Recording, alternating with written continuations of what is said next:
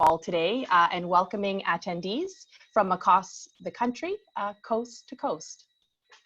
Next slide, please. Before we get started, we'd just like to share with you a high-level overview of today's session. So over the course of the next 90 or so minutes, we're going to take some time to explore a little bit about how the supercluster model works, considerations when developing successful proposals, and then dive into our panel roundtable with members who have gone through the process and will share their best practices and lessons learned in areas that will include consortium ethos and how to build trust and define roles, what happens when things don't go as planned, factors to consider when defining your project North Star, and benefits realized from being in a consortium. At the tail end, we'll conclude with a short overview of next steps for those of you who are interested in registering your interest for Cycle 4. As Annika has mentioned, this Q&A roundtable is really intended to be interactive, so we encourage you to post your questions in the chat when we get there. Thank you. Next slide, please. So when we think about collaboration and sort of looking at the definition, taking a little bit of creative liberty this morning to modify the definition slightly and tie in with our theme today, and looking at collaboration really as the art of working together with other people or organizations to create or achieve something. And really using that sort of as the baseline, not only for the driver of our discussion and our roundtable today, but also in general, as you think about how you're going to be approaching your projects and project success. Next slide, please. And so now we're going to take a moment to look a little bit about the supercluster and innovation ethos. And so when we look at this map of our 5 superclusters across Canada, I just want to really start by saying that collaboration is woven into the fabric of the Digital Technology Supercluster. Not only has collaboration been built into our foundation from the successful ecosystem proposal that was selected as one of Canada's 5 superclusters, but it really is also baked into the DNA of who we are as a collective. Collaboration is critical to project success. And this innovation through collaboration is outputting impactful project journeys across all our programming streams in technology leadership, in capacity building, and most recently in our COVID-19 program. Next slide, please. And I think as we look at that, it really sort of also helps to solidify as to our why. When we look at the why of our supercluster, it's really looking at unlocking the potential of innovative Canadian enterprises in assembling the best teams to accelerate bold digital solutions. Our why also focuses on developing globally competitive products, platforms, and companies, on building these powerful partnerships and alliances, in increasing the breadth and diversity of digital talent, and also tying into all of that and scaling up SMEs and enhancing the ecosystem performance. Next slide, please. When we take a closer look on that and tie it in with our investments really look at R&D projects through a competitive selection process. And for those of you that may be new to the supercluster and learning about our most recent cycle, Cycle 4 for the first time, we welcome you and we encourage you to take that journey with us. And for those of you that have already been on this with us, you understand sort of what goes into this selection process and all those elements. Our investments also focus on industry-led digital innovation, and our panelists that are going to be sharing their insights from that industry perspective and what that means. They're also rounded upon collaborative project consortiums, again, the theme of what we're talking about today, matching co-investment alongside those industry investments, and tying that into multi-year commitments that are based on the duration of the selected projects. And across our different programming streams, these will vary in length to length as projects are different. Next slide, please. So if we take a look at this map, it really shows the breadth and the depth of these partnerships Canada-wide. It's really providing that bird's eye view of the fabric of supercluster partnerships, highlighting cross-country synergies, where projects are connecting with partners coast to coast. They're bringing varied perspectives and this richness of these 800+ organizations that are spanning SMEs to post-secondary institutions, to startups, to nonprofits, multinationals, and government agencies, all subscribing to this curiosity and invested in the innovation ethos. Next slide, please. And so if we take a little bit of a closer look at collaborative innovation, it's looking at it as a new model. And John Stackhouse, author of Planet Canada and VP at RBC, really sort of highlights this in what he describes as collaboration is the most overused and underappreciated skill in business. Too many people confuse it with cooperation. It is not.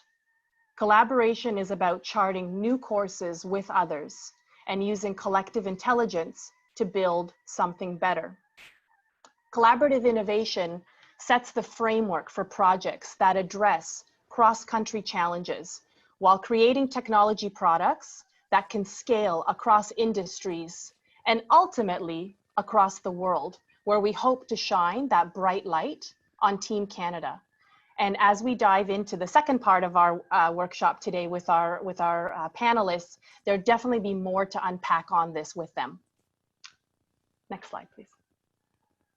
And so now we take a little bit of a closer look at the consortium and the different elements that go into it. So there's a number of things. There are contractual elements that go into the consortium, and there's also the elements to consider when you're thinking about assembling your right team.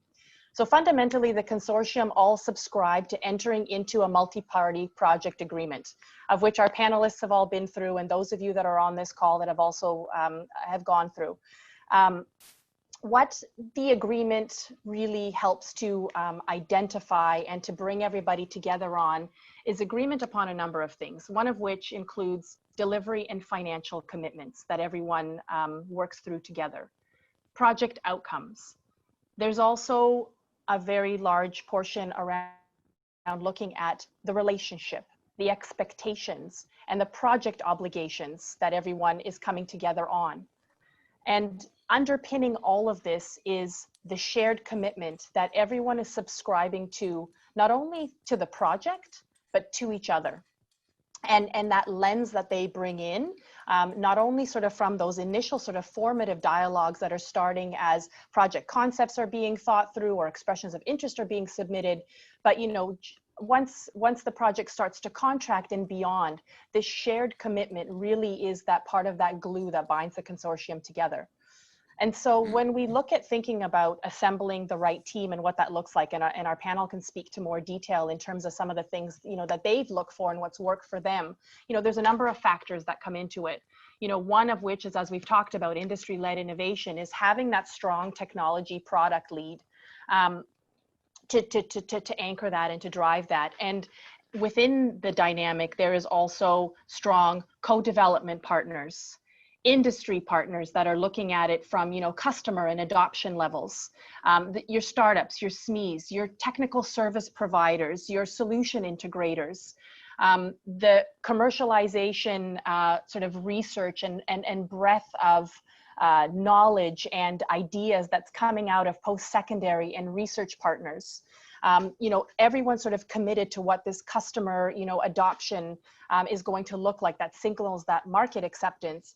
And really, as you look at all of this and the supercluster, as part of this journey, as part of this collective consortium, as a co-investor on this journey as well, fundamentally, is that complementary expertise and those clear contributions that everyone has in looking to that shared commitment.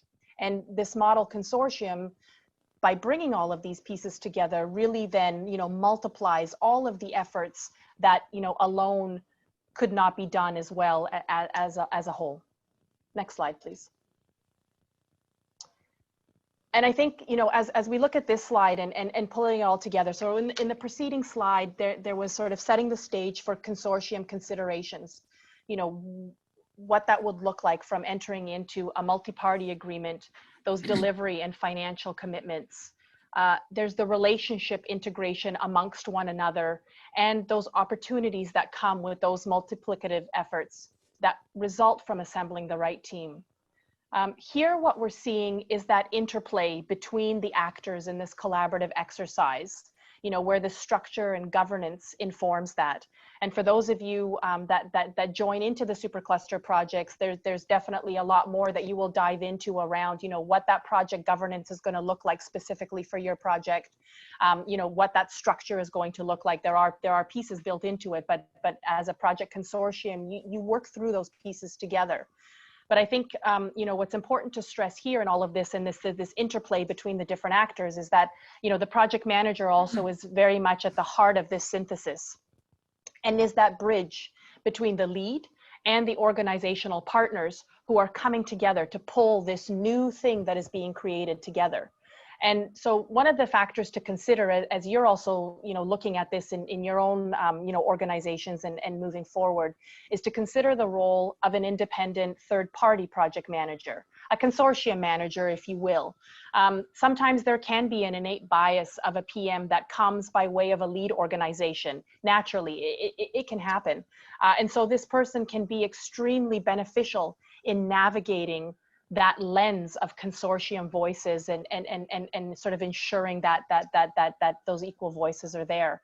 And so I know we'll speak a little bit more about that from project experience as well.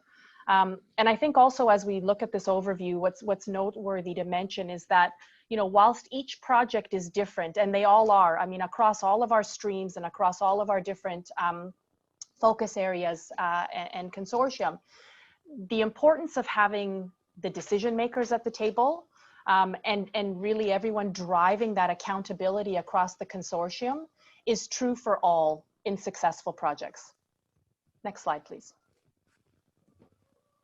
And so when we look at that success in projects and how that has come together, here's a number of things sort of that we've pulled together that what we have found has been successful, and where sometimes consortia can enter and really face some of their big hills. Sometimes those big hills can happen at the early onset of their discussions, as they're developing their proposals and before they go through submissions. Sometimes it's when a project is selected and the contracting phase begins, entering into that multi-party agreement and everyone coming to the table, as I've mentioned, and all the voices at the table that then are working through this exercise together to highlight what that's going to look like, can sometimes also bring about those big hills, because as we'll find out a little bit later, sometimes for the best of intentions, sometimes things don't go always as planned. So when we look at successful projects, we think about a number of elements. First and foremost it's the team. It's assembling that right consortium across the organization. So when we think of that wheel of assembling the team, all the different parties that are going to come into this is assembling those right people first and foremost. The second is really looking at your product and clarity in what that product or service outcome will be. And that, again, sometimes these discussions, happen and they're very robust early on. And so teams have a head start. And sometimes there are still dynamics that are going to kind of come into play as they unpack all that. So having that product clarity is also key. The third thing that we have found successful in projects is looking at the commercial arrangement. So determining, what is that commercial model going to look like among the consortium? How are you all going to share in the benefits of this thing that you are creating?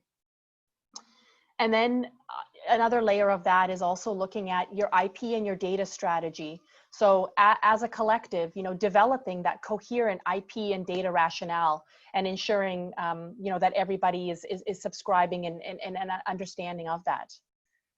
Tied into all of this too as well is your market plan. So articulating your go-to-market plan and also, really looking at that ROI and how that all ties in together. And I think, as we look at everything, sort of underpinning it all again is that ecosystem benefit. So as we look at not only the complementarity that comes with the different stakeholders that come together in this consortium, it's also looking at the complementary opportunities of everybody that help to strengthen the market leadership position of that digital innovation. But also on another, sort of further level to that is really looking at how do you strengthen, the benefits to the Canadian ecosystem. Next slide, please. And so now I have the privilege of introducing our esteemed panel, seasoned professionals in their fields as well as in supercluster collaborative projects. Please join me in welcoming them. Next slide, please. First is Bains. Bal leads the development and management of Providence Healthcare's innovation initiatives with the supercluster and plays a key role in identifying new revenue sources, developing business models and platforms, and providing commercial advisory services for startup concepts and a pathway to returns. A strategic and big picture thinker, her experience spans from startups to large biotech companies. She holds an MBA in executive management from Royal Roads and double diplomas in business administration and biotechnology from BCIT. And Providence Healthcare has been a key partner in 5 supercluster projects across our technology leadership, our capacity building, and our COVID-19 programs. Next slide, please. The first of our 3 Robs that are with us this morning. First is Rob Atwell. Rob is an entrepreneur with extensive experience helping large healthcare organizations with major innovation and transformation initiatives. He is responsible for strategic initiatives and partnerships, including Care Team's work with the Digital Technology Supercluster. Rob is an advisor to and past chair of the Neil Squire Society, a national not-for-profit providing services to Canadians with disabilities. He has an MBA from the Richard Ivey School of Business, where he was recognized as an Ivey Scholar, as well as a recipient of the Ivey Alumni Award. Next slide, please. Rob Bennett. Rob has been involved in multiple tech companies as a software developer, founder, investor, mentor, and coach.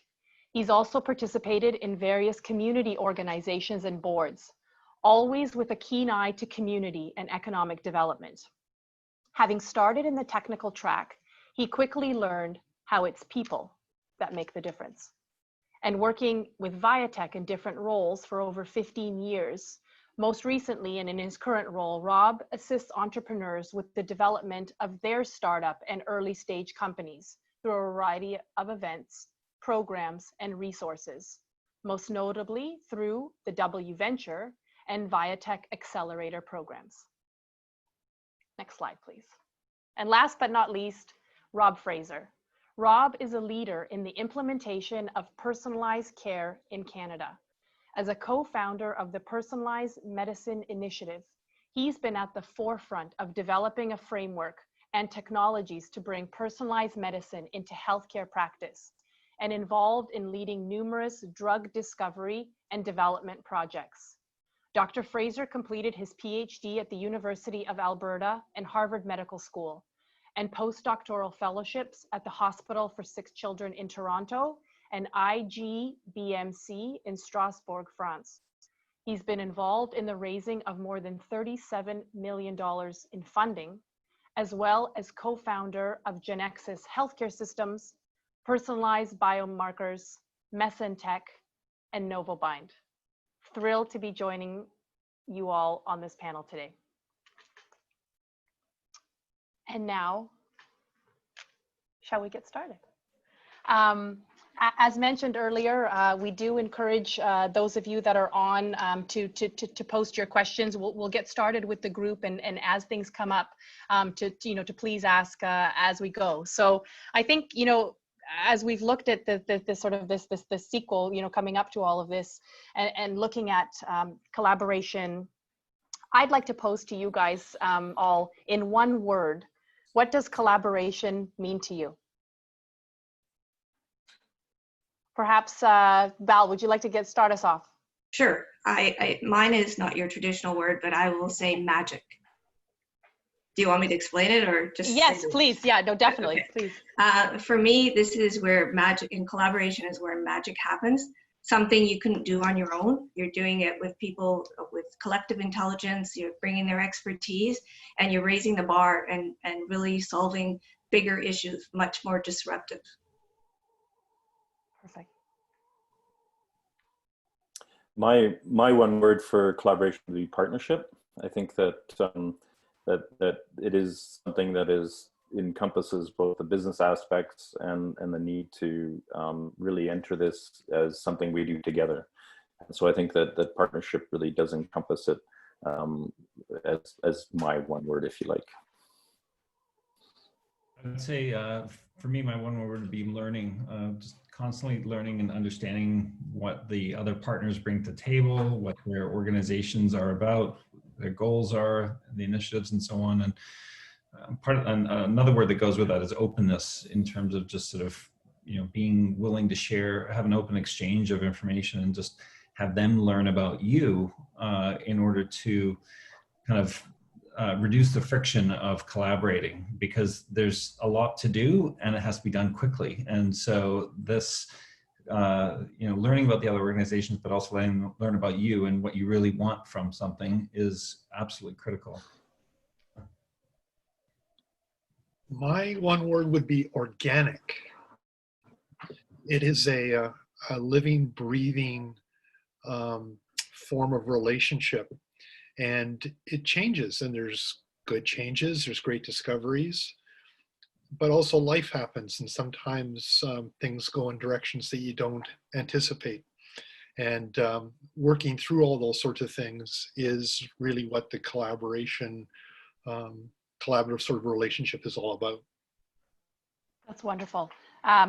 And as we sort of, you know, take from that sort of this magic, the partnerships, the learning, the organicness, you know, so much of that is, as you've talked about, sort of enshrouded in the people and sort of who's coming to the table. And so what I'd like to pose to you is, you know, a question around what have you found that has been helpful as you're assembling and as you're thinking about, you know, the consortium and thinking about all these elements that you want to bring in. What has sort of worked for you, or what could you share with us?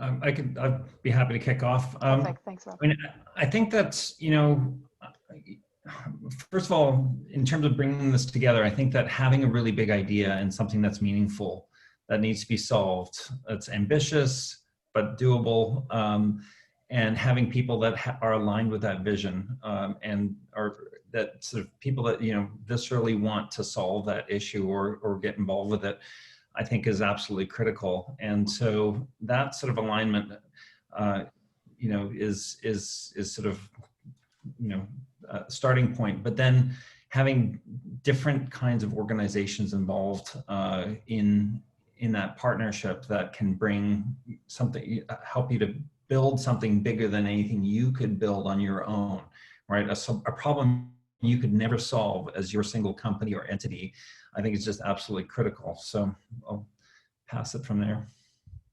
I noticed Jen's avoiding asking Rob to speak next, but I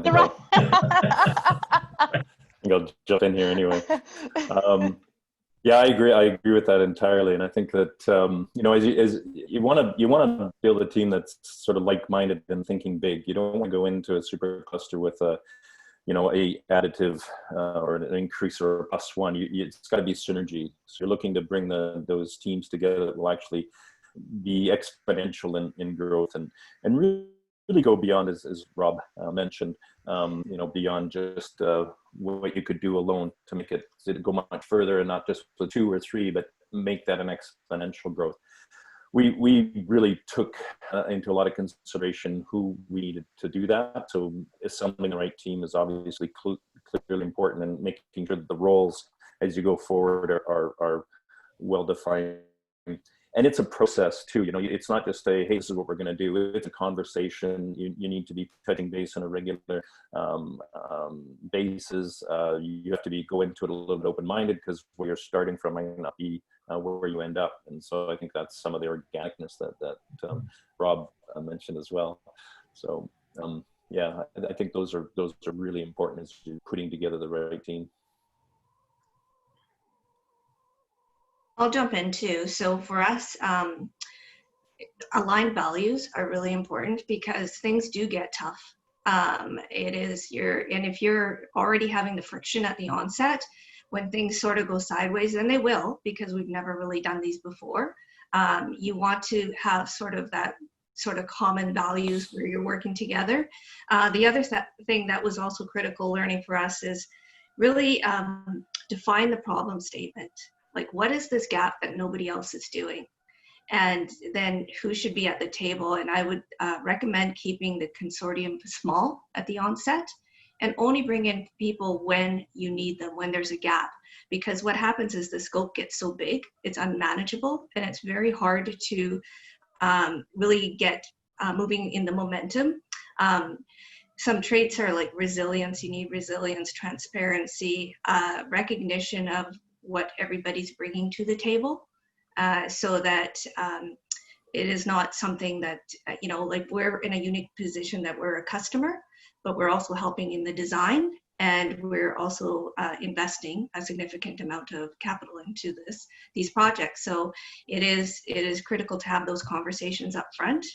And as you said, Jen, is having the decision makers at the table at the right time. So when you're having those conversations at the beginning, there is already agreement, and it's not coming when it's around the MPA, when you're signing the agreement. I said, excuse me, I said I would be the contrarian on the panel, but so far I can't be. I agree with what everyone is saying. The thing that probably surprised me the most is the frequency, the intensity of communication. And communication is obviously going to be important in any sort of collaborative endeavor. But I must admit, I underestimated the amount of communication that would take place as the lead partner. There's the formal communication, you know, the steering committee meetings and those sorts of things. But then there's all the informal communication. It's understanding when things fall out of alignment, why and what the issues are, and how to bring things back into alignment. And so, I mean, the art of communication is something that I found is extremely important to keep things on track, keep things moving forward, keep everyone engaged, and eliminate as much friction as possible. Thank you. And sort of, you know, going a little bit further to what you guys have all sort of shared, there's also sort of this element, you know, of trust, right? And, you know, how do you sort of share in that and sort of, and have that with each other, and to John Stackhouse's quote, where it's also looking at the collective intelligence sort of to build that something better. So this element of trust and dialogue, how have you gone, and how do you go about, you know, defining, you know, the things that you've touched upon, such as roles and responsibilities, you know, and mapping that North Star to the project, you know, once you've sort of thought about who's part of that consortium and that next step? Well, I think that the biggest thing you have to start with is that North Star. Like, what is it you're working towards? And in our case, it's always been the patient or the individual and their health as it applies. And so aligning your teams that are going to be pointing at the same North Star and working towards that same direction, I think, is everything else kind of can fall into place at that point, because you know, assuming that you've done your homework on getting the right team members together, the roles are fairly well defined. The lead team usually has some pretty well defined responsibilities. So I think that's quite a good structure that the Digital Supercluster has put into place. But I think really finding out what it is you want to be and where it is that you're going is the number one thing, and make sure that everybody's pointing in that same direction. Just to build on that, one of the things as a project lead, there is a lot more work involved. And as Jen mentioned, is that you have to have a strong project manager, but you also need, in my opinion, a strong chair on the lead. Somebody has to own that vision. They need to make sure it keeps going, to drive that vision. And we found that to be really critical. And again, it is a lot more work, and it is the communication around that. I mean, you talked about sort of, you know, how do you build that trust and the roles and everything else? I mean, You know, I really believe in that in that initial phase when you're putting together the expression of interest, like really putting in an intense effort into the expression of interest and becoming as clear, and you know, that short document is something that put an awful lot of time into to understand and agree on.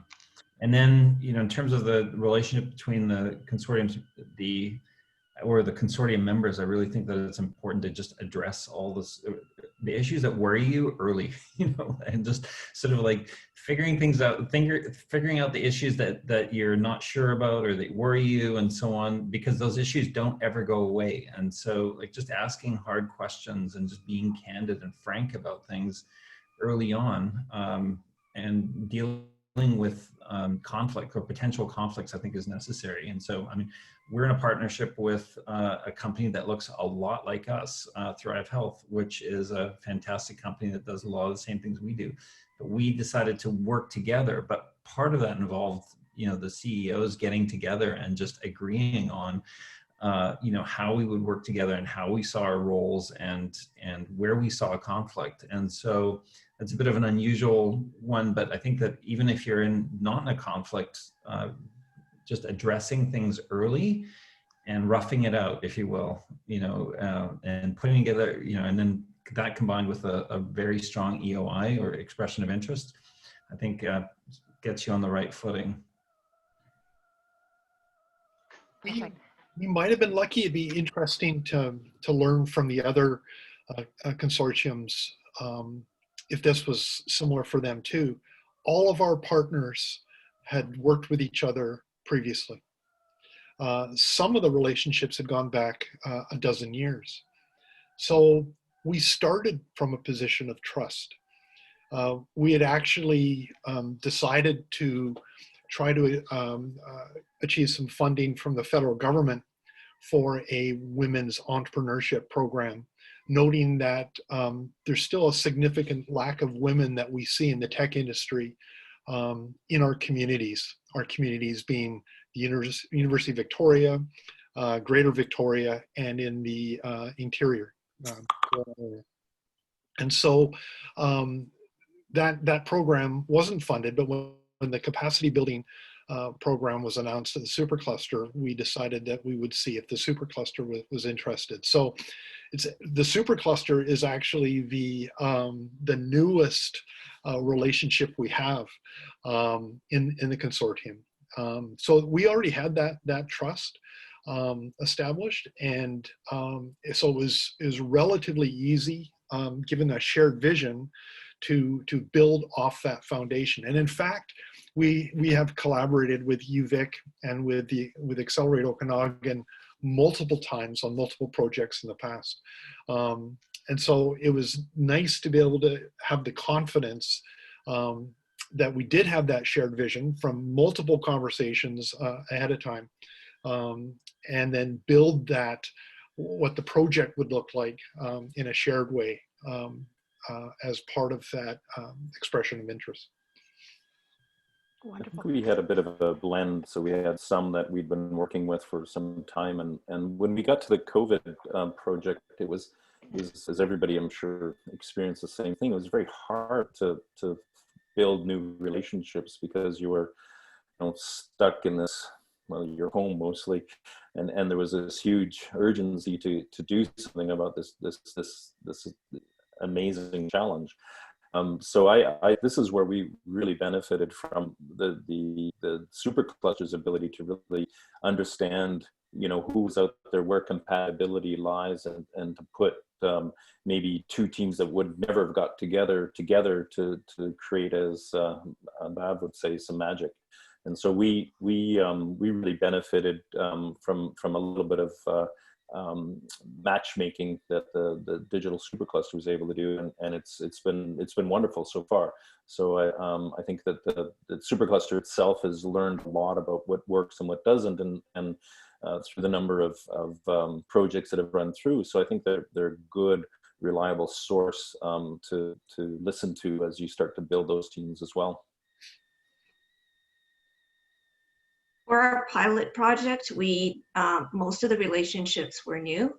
We had some working with Care Team, Rob Atwell, but most everybody else was new. What happened in subsequent projects is because what happened, you get to know each other quite well. You understand, okay, this is somebody that I think we can work on another project. So we had subsequent projects where we brought in some of the same partners. And then we had one project which was in the technology leadership program. And we decided for the COVID, there was a really good fit, and it was the same partners, and that worked out really well. So we were able to expand that project. And I'm just kind of wondering, you know, as you all are sort of talking about projects and sort of, you know, knowing that there's, you know, a lot of folks that are on with us today, that this might sort of be their first sort of exposure to, you know, things supercluster and to things collaborative projects and even sort of what you've done, you know, would you be able to sort of, you know, share, you know, even an example of you know, sort of one of the projects that, you know, you've led or you've sort of participated in, and kind of, you know, to help to sort of provide an example of what that could look like as these folks perhaps are thinking in their own way, you know, what went into that, you know, even, you know, take a stab at that if you could. Well, I think at the beginning I mentioned that the biggest thing is to define that problem statement, that gap. What is it that nobody's doing? How could we fill it, and who would be the right people to bring to the table? And again, I would keep that small group until you identified and fleshed out some of the details. And then it's also about having those conversations, as Rob Atwell had said, you know, like IP, commercial terms, understanding the expectations of each partner at least, so there's transparency. There's no use going into all of this work and realizing the partners are not willing to have that conversation. So that, I think, is some of the starting points, and making sure like the decision maker is at the table when you have those conversations.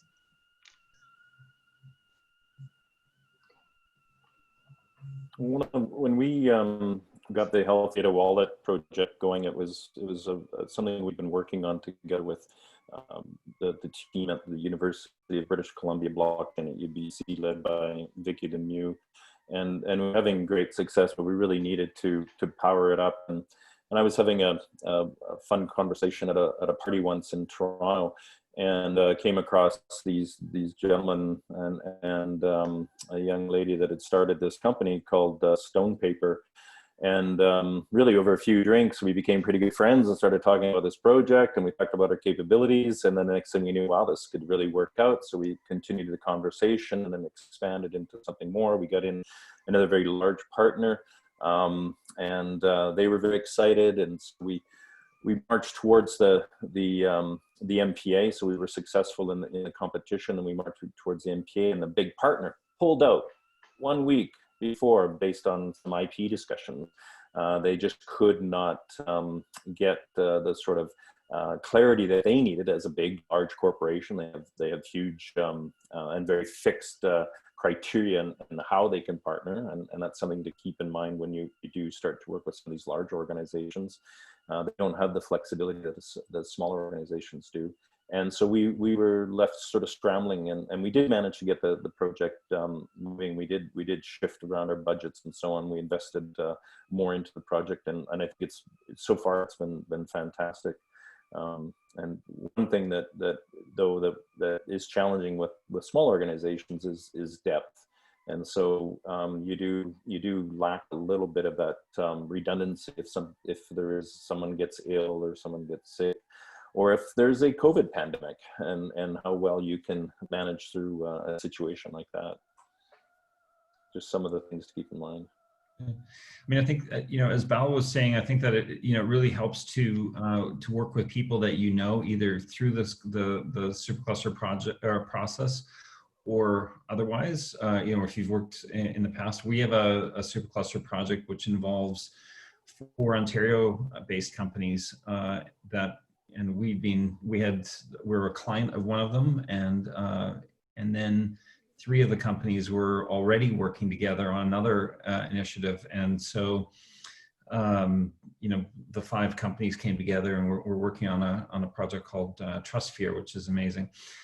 And so, you know, having those existing relationships and working with companies that are already collaborating with you, I think is very helpful. And then, you know, working with Providence has become fantastic for us just because we already understand each other.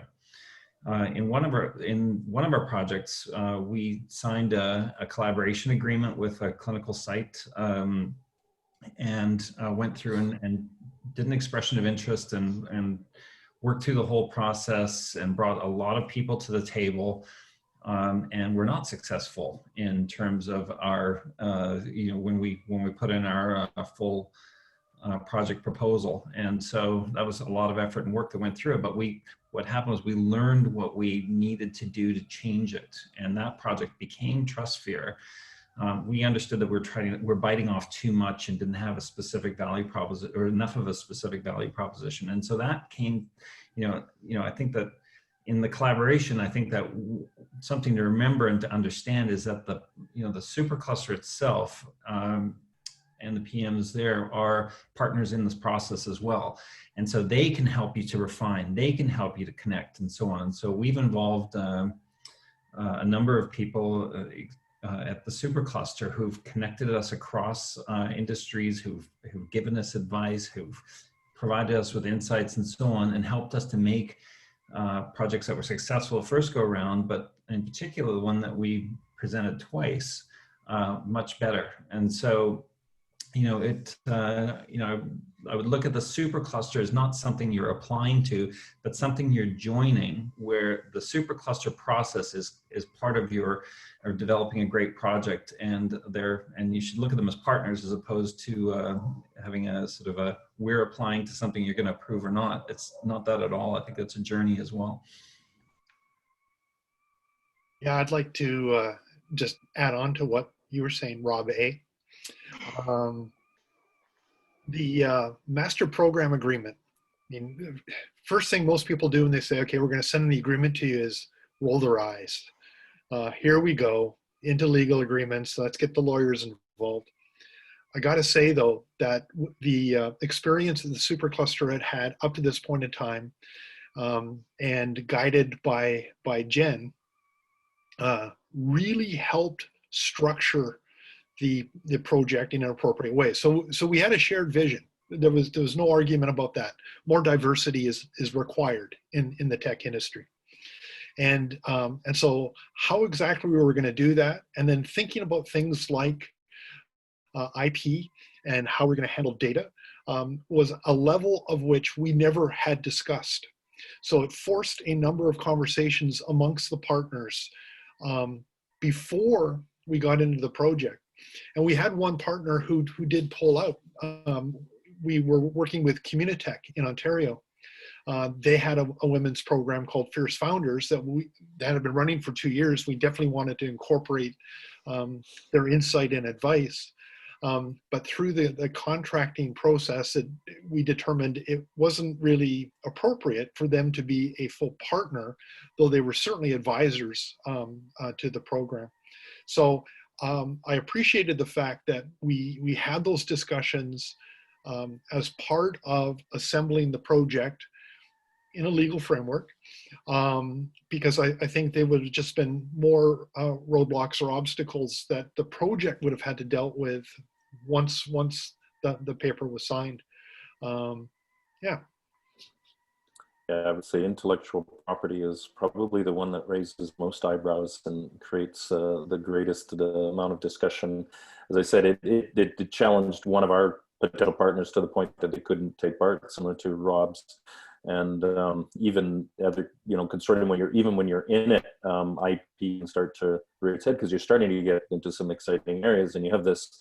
We are companies, and we do have to report to our shareholders in different ways than our academic partners. And so different considerations all of a sudden are on the table, and they have to be addressed pretty fast. So don't go into any of these collaborations without clearly understanding your position from the intellectual property position. I think that's a really key point for all companies to consider when they're going into these types of consortiums. You know, maybe diving a little bit deeper, where you are able to, sort of without, disclosing, sensitivities or confidentialities is, you've shared on areas, that where there can be sort of stumbling blocks and hiccups and things. Is there an example, from the projects that you've been a part of with the supercluster, where things sort of haven't gone as planned, and if you can maybe sort of give us an example of, how the consortium sort of, work through that and what that looked like? Well, unfortunately, everything's gone as planned, and we've just had no issues whatsoever. It's been just beauty, clear sailing. The sun has been shining bright. Yeah, I mean, I think the biggest thing, things are going to go sideways, and get. I think about it beforehand. That's one of the things that I really appreciated when even we're putting together the projects, is what is the risk that you're facing and what is your plan to mitigate. And so what we've been doing through our projects is in our weekly cadence meetings, we look at that. We say, well, have any risks emerged, or have things changed since that have come forward, and they do. And so I think if you go in there with the eyes wide open, you're able to start to address those a little bit, before you have to get into that panic mode. And we kind of learned that from experience. It's something that we've built into our programs now, which we probably should have done a little bit more from the outset. But risk planning your risks, understanding what your risk could be, risk mitigation. But I got to say, we didn't have a global pandemic as one of our risks when we started.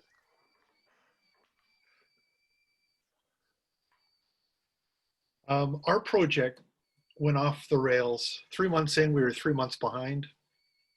One of the partners sort of made a decision to handle their scope of work in a way that wasn't aligned with what our initial conversations were.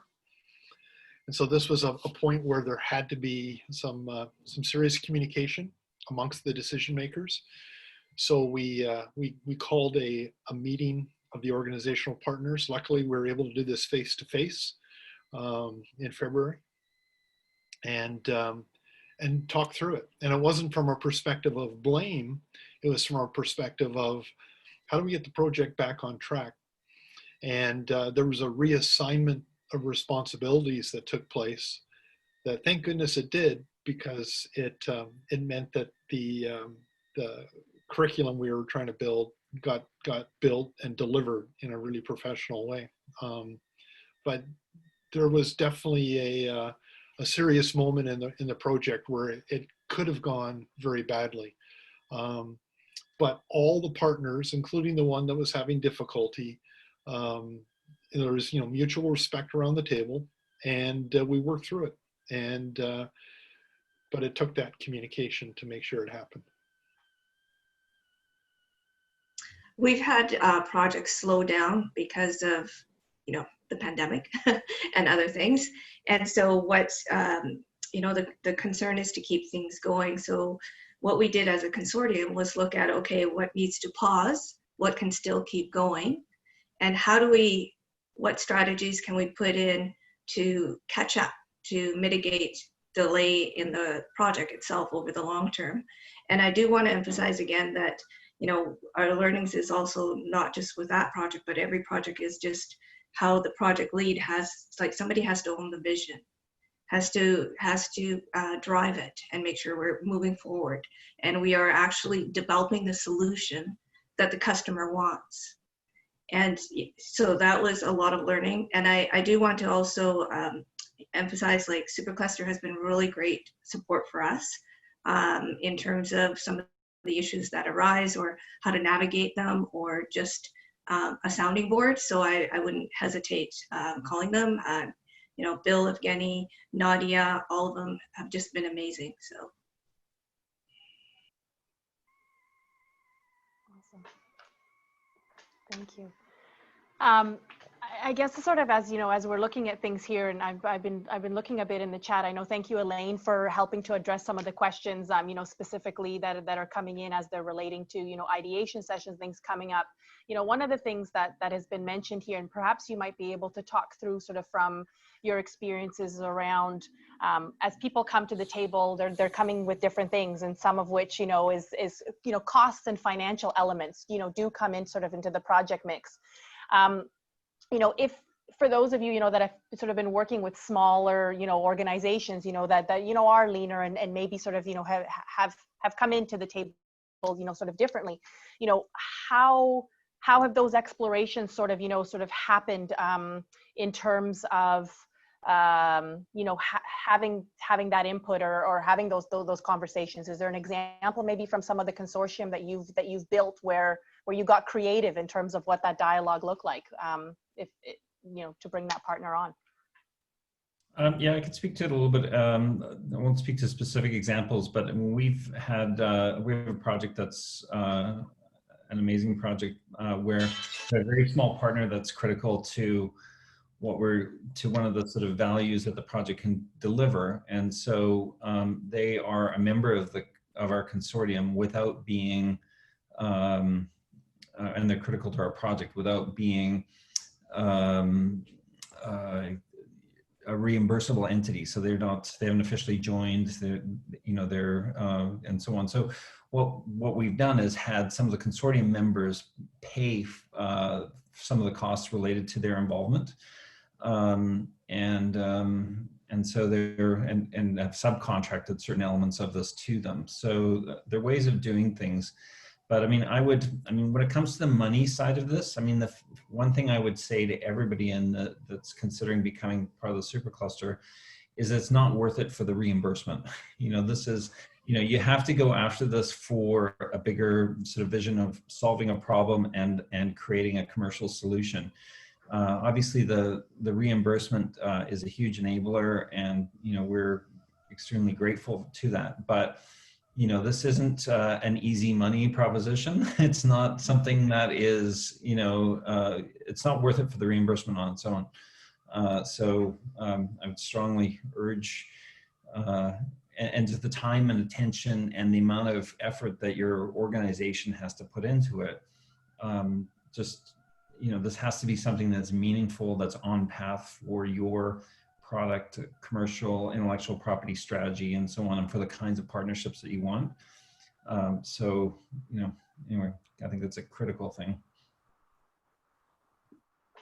Yeah, I would agree with everything you said, Rob. I don't think you can necessarily go into this for the financing and the support that you get from the supercluster. It's an incentive to help bring groups together, and it certainly is welcome. But there are costs associated with it, and it really, as a small company, you have to make certain that this does align with where you want to take the organization, or that you can benefit fully from the outcome of the consortium. And there are costs. There are legal costs that you'll incur. There are costs in time and resources that you apply to it, even in the application process, that you may not recuperate because you don't get selected. And then once you're selected, then there's the whole process of getting the MPA, which is more resources that you'll have to put forward. But the real win is coming together as a consortium and building something special and unique, and that's going to be much bigger than you could ever have done on your own. So it's a balance, and you need to be aware of all of the resources you need to apply to that.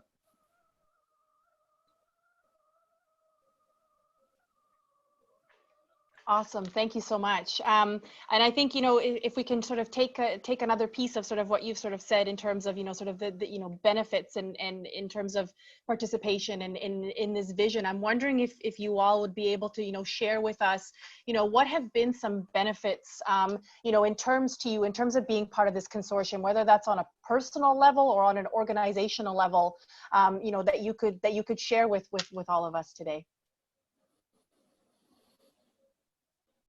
I can share something. So we had our company showcase yesterday. 30 women showing off their ventures and what they've been able to achieve in the pilot program, and seeing and hearing how much impact this program has had on their personal lives, on their business ventures, was just over the top. It was just amazing.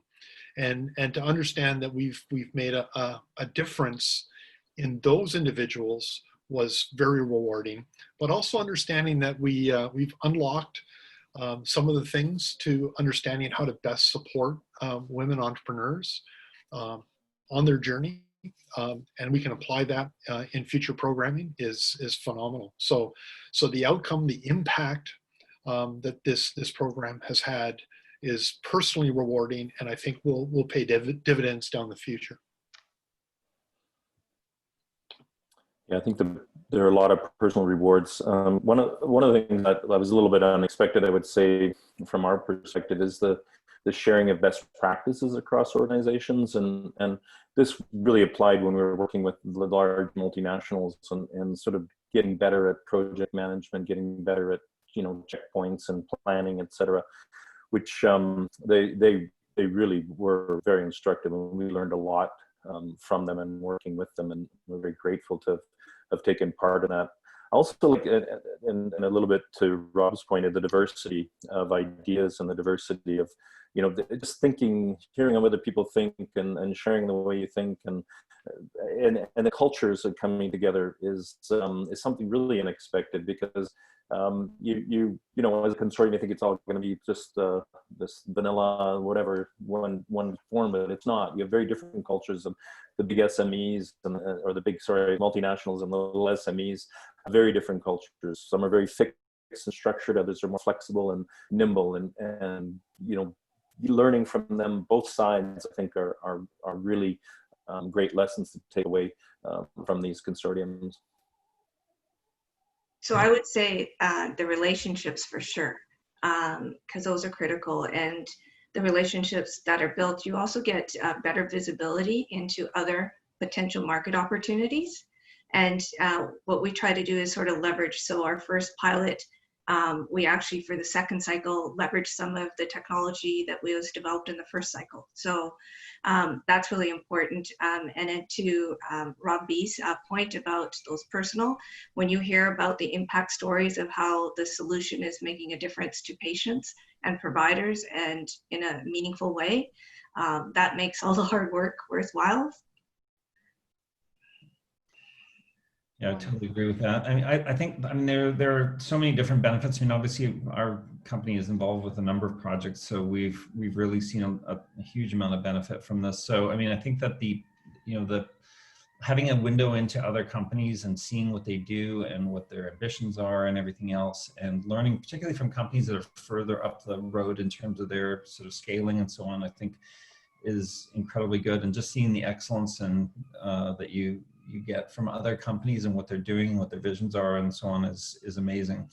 So, but then, by partnering, what happens is that other opportunities start to surface.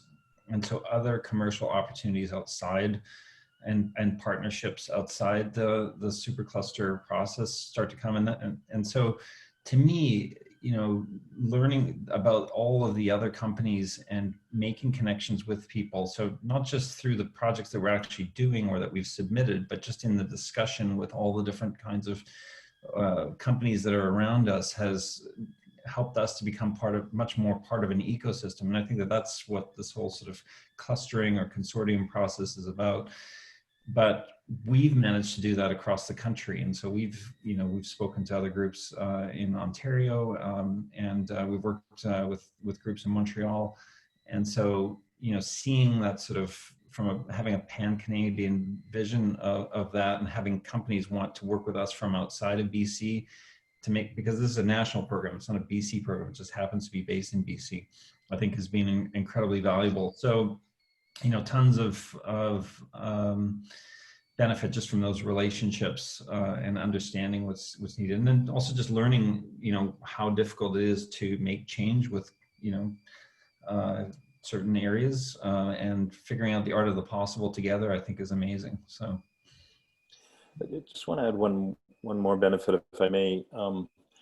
we're a fairly small company, and so we've also experienced a lot of growth. So we've managed to hire a number of new employees with bringing in new skills that we needed to fill, to complete some of our requirements in the supercluster. So I think that job creation has absolutely been a big benefit of this supercluster, and particularly during the COVID pandemic, when many companies were downsizing, we were actually hiring, and I think that that's a huge credit to the whole supercluster directive, in that we are enabling highly skilled labor to be employed even during times of crisis. Wonderful. Thank you so much.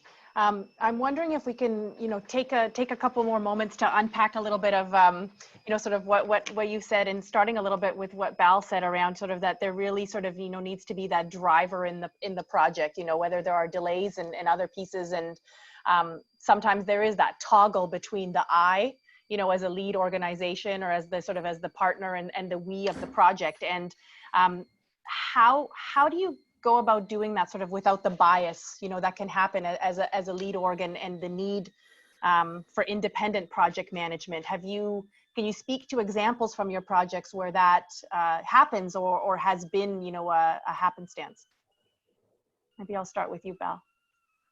I think it's critical that no one owns it, but everybody owns the project, and but all have accountability, and that, for me, that's critical. And to Rob Fraser's point about job creation, I mean, all these projects that we are involved in, we hire new project managers. They're external, actually, for us, and so they're working on the project and keeping our focus on the solution. Are we getting towards the solution?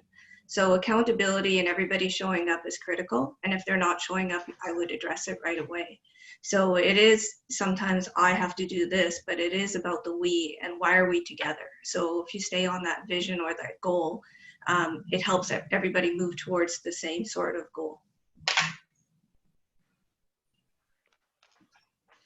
Yeah, I mean, I would say that, I mean, you talked about the need for project management, or strong project management. Where we've had strong project management, things have been well defined, roles and responsibilities have been clear, easy, deliverables are sort of have been easy to understand, and so on. And where there hasn't been a strong project management, or that sort of continuity of project management, it's been very difficult. And so that I think is absolutely essential. And so I don't think that there is I don't really think that there's a big problem between the I and the we in this, because if the project plan is well defined, everybody knows what they need to do and what they're accountable for. And so I don't see that as much as an issue. It's just a case of having the cohesiveness of the plan and deliverables and timing, and making sure that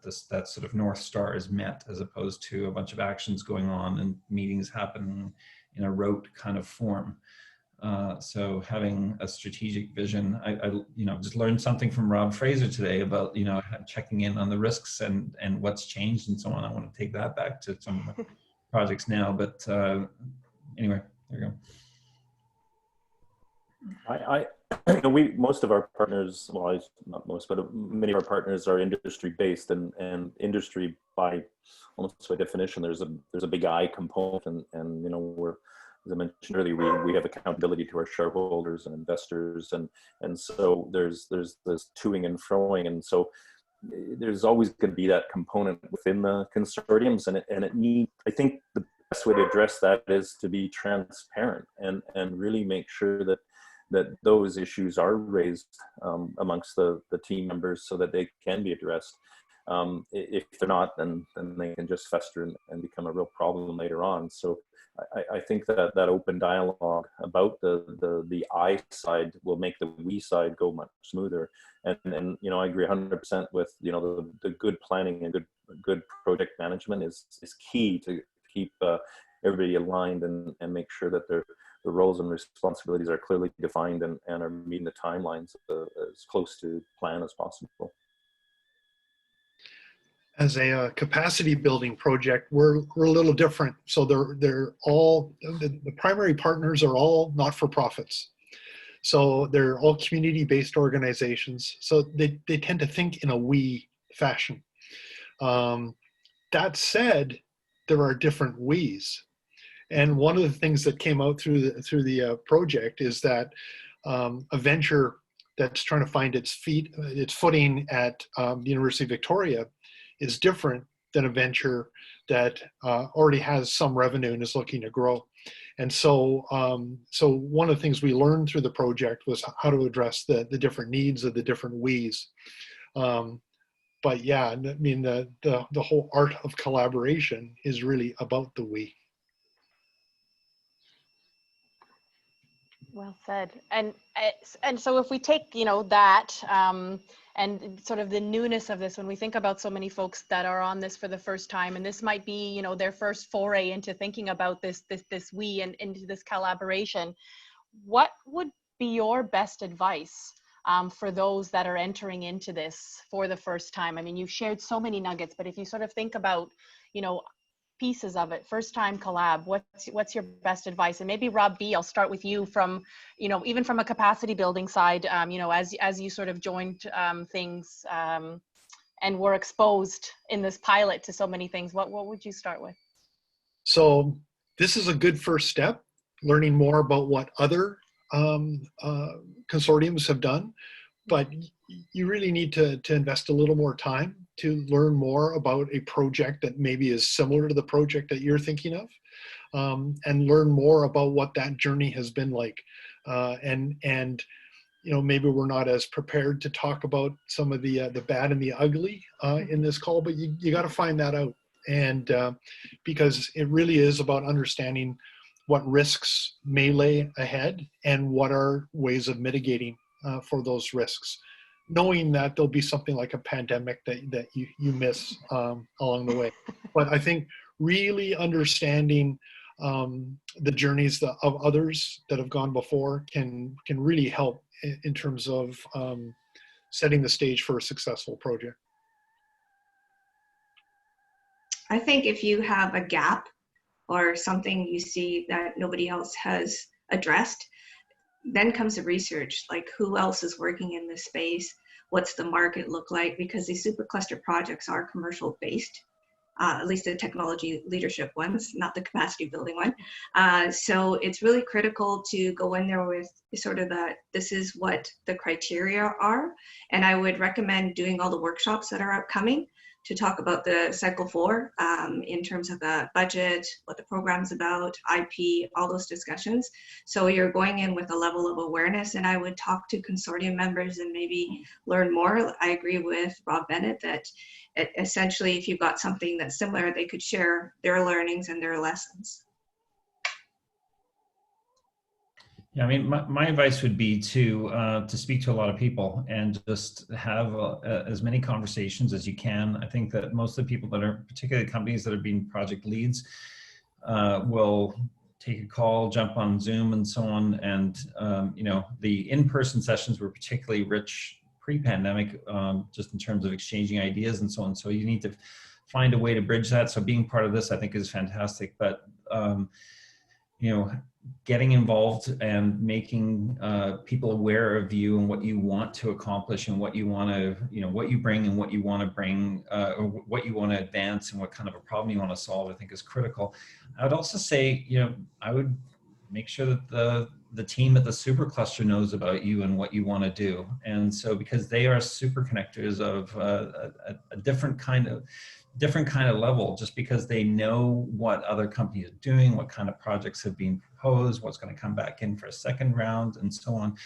And so, you know, if Evgeny doesn't know who you are, or Bill doesn't know who you are, you know, make sure that they know who you are, because they are incredibly helpful, incredibly knowledgeable, insightful, and have a way of connecting you to things. So lots of conversations, make sure the supercluster knows you. And the other thing is, you know, come with an open approach and, you know, what you want to bring to this and what you want to do. So. Yeah, I don't have too much to add. I think that the supercluster does a really excellent job of being very clear on what they want, and so read those instructions very carefully, and they're great guides. But yeah, interact a lot with the supercluster. We should really call the digital supercluster the super duper cluster, because they really do outperform, I think, most organizations in the space. So they're a fantastic group to work with. They're always open for questions. They participate in the projects themselves, which is great too, and it helps keep things aligned. So yeah, lots of, you know, the biggest stress, I think, though, is make sure this is something that will help you. Don't as has been mentioned, don't go in for the money. This is bigger than that. The money is incentive. The support is incentive. What really matters is what is it you want to achieve, and make sure that it's not just serving you, that it's going to serve the larger good. Because what we're really trying to do, I think, within the supercluster is build the ecosystem.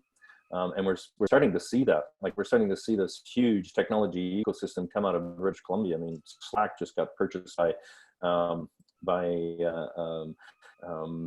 oh my goodness, Salesforce, yeah, by Salesforce for $23 billion. That was a Vancouver-based company, and so we've got a heck of an ecosystem here, and I think building more upon that is going to be fantastic. Started in Victoria.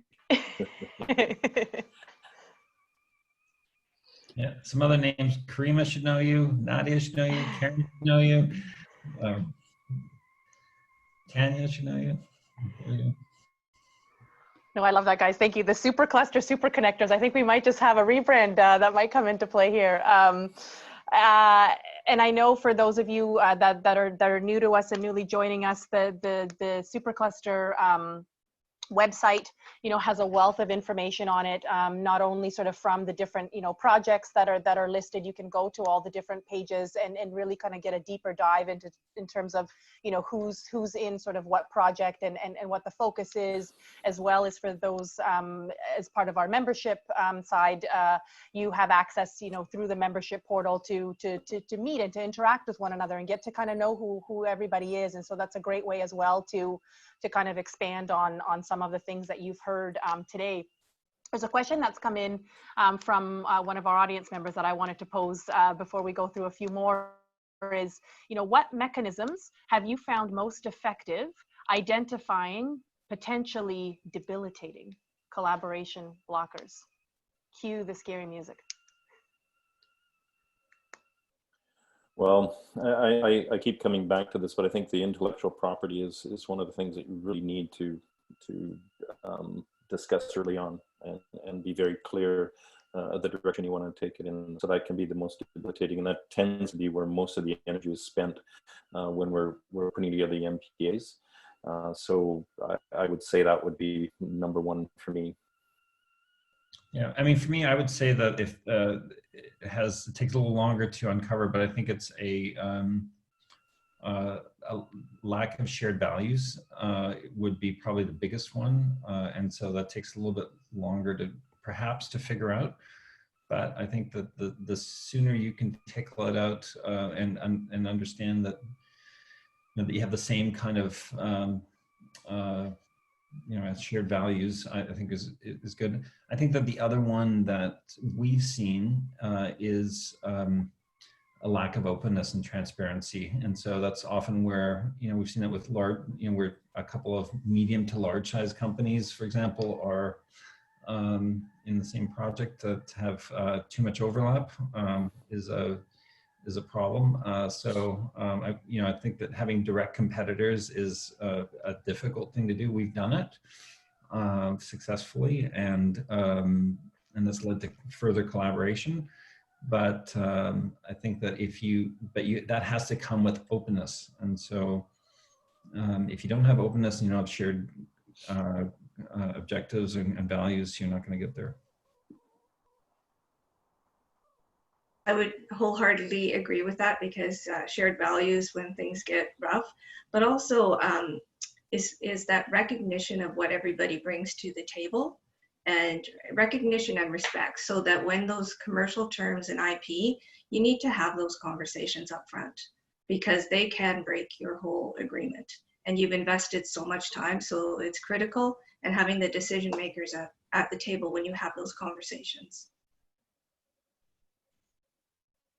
Yeah, from my perspective, it's also shared values. And it's the difference between people saying something and people doing something. And so, you know, that old adage, trust develops when there's action to back up words.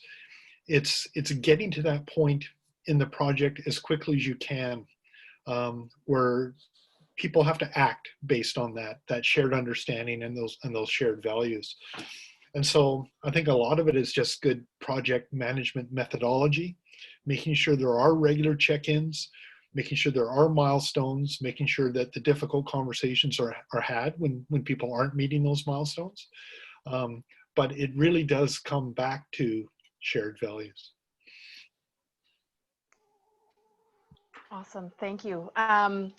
And I think, you know, as we, you know, go into the last sort of few minutes, and encourage those of you that are on the call, if you have any questions to our panelists, to please put them into the chat. I also just wanted to pose sort of the following to you all, you know, as our sort of super cluster, super project panels is, you know, having now worked across multiple cycles and streams and sort of the different programming that we do with the supercluster, what would you say is a consortium superpower and why?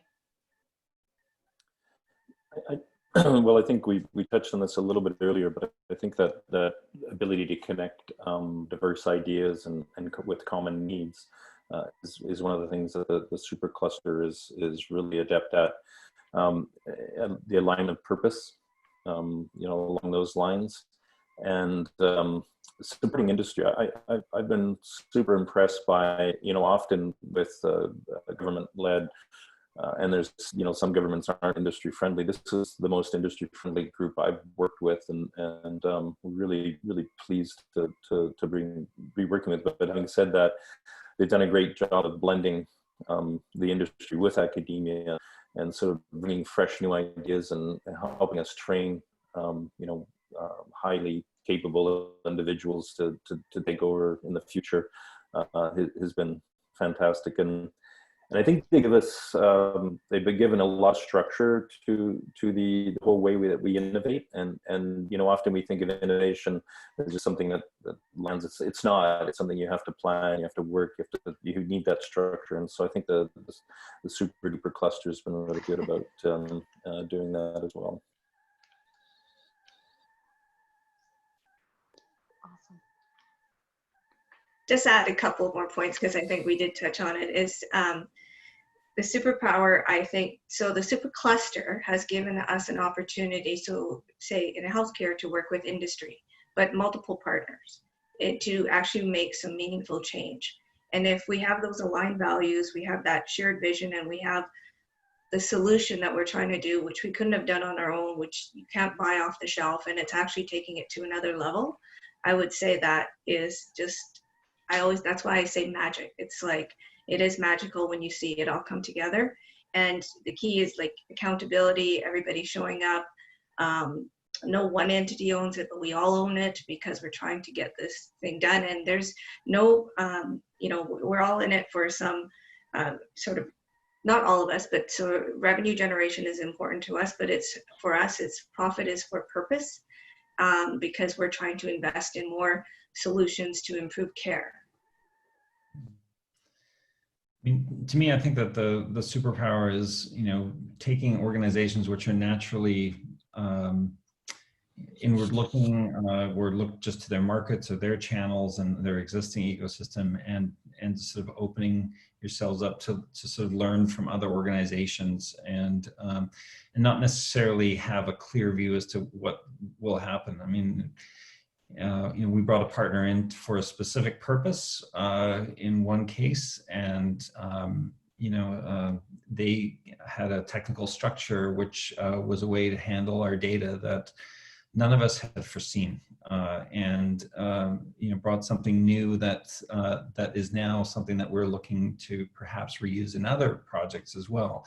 So one of the other things that's happened with our projects, by being involved in more than one project, we've started to connect projects, which is interesting. And so we're starting to work towards common purpose in terms of getting access to data from government, and you know, starting to become much more standards oriented and so on. So you know, the collaboration is a huge investment, but the benefits over time are amazing. So it's sometimes painful, sometimes hard. You know, I wake up in the morning stressed about, you know, a project meeting, like, where are we in this?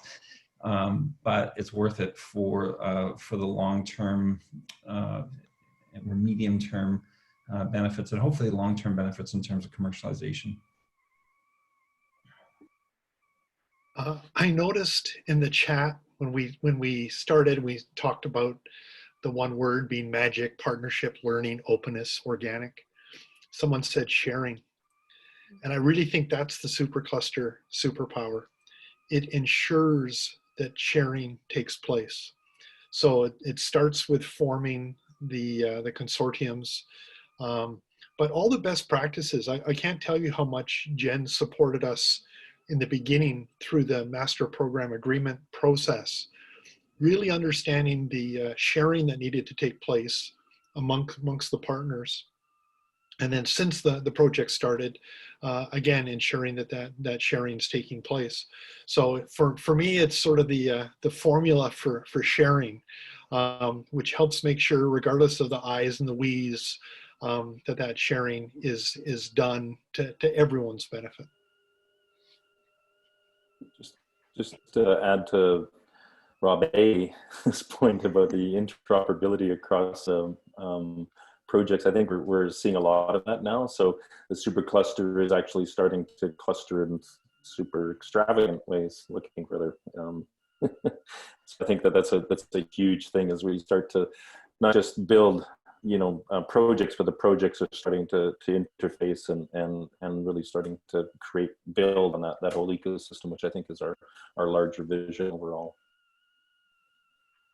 Rob Fraser, I think you've read my mind in terms of you know, sort of segueing into this last piece and sort of taking it home with everybody, sort of not seeing any more further pieces in the chat, and I think everyone inspired by what you have shared with us in terms of, you know, the magic, the sharing, the building that can happen with these projects. I'm hoping Annika will be able to put us up to our next slide, which is really around our cycle 4 and sort of where we're at, and as you are inspired and motivated for this, our current call for projects, and really what it is that we're you know, sort of looking at is this, as everyone on the call has sort of talked about today, these big, impactful, ambitious projects.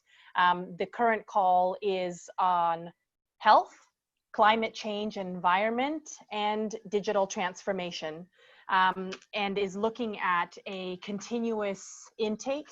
And there's a number of qualification stages, the first of which is registering an expression of interest, registering interest in a project, and then a number of successful stages after that, should you be successful in the process.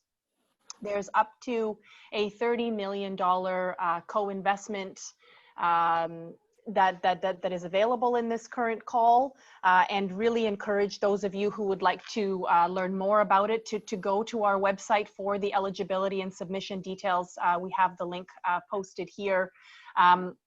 And to sort of to be inspired by all of this, and you're also, as I mentioned earlier, are able to get a chance to see, you know, the projects that have been selected up to date, of which we are now over 60 across different streams, and to also sort of, you know, be inspired by all that. And Annika, if I may ask you to put it off to the next slide.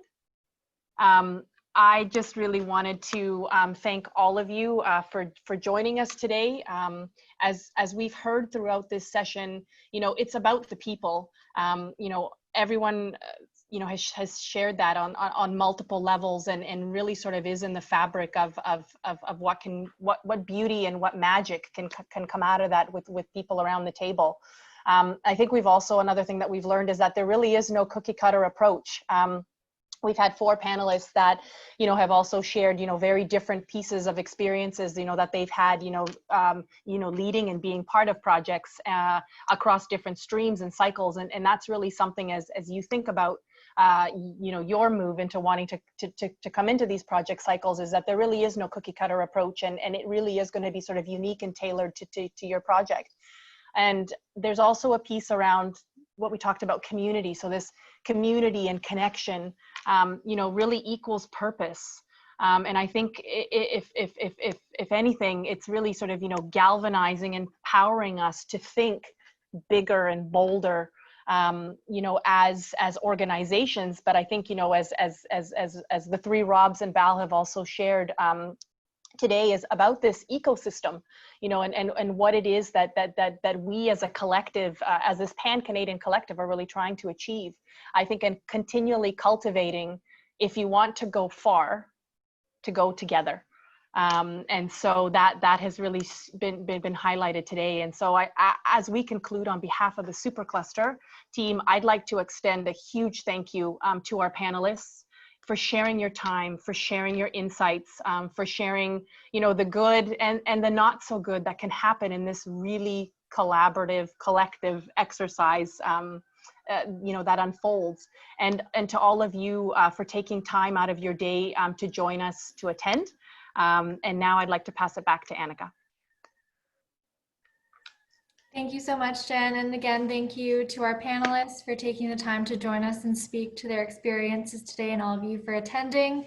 As we said at the beginning, we will be distributing both this recording as well as the presentation deck and additional resources like how to be connected on our member directory and Ideation Hub.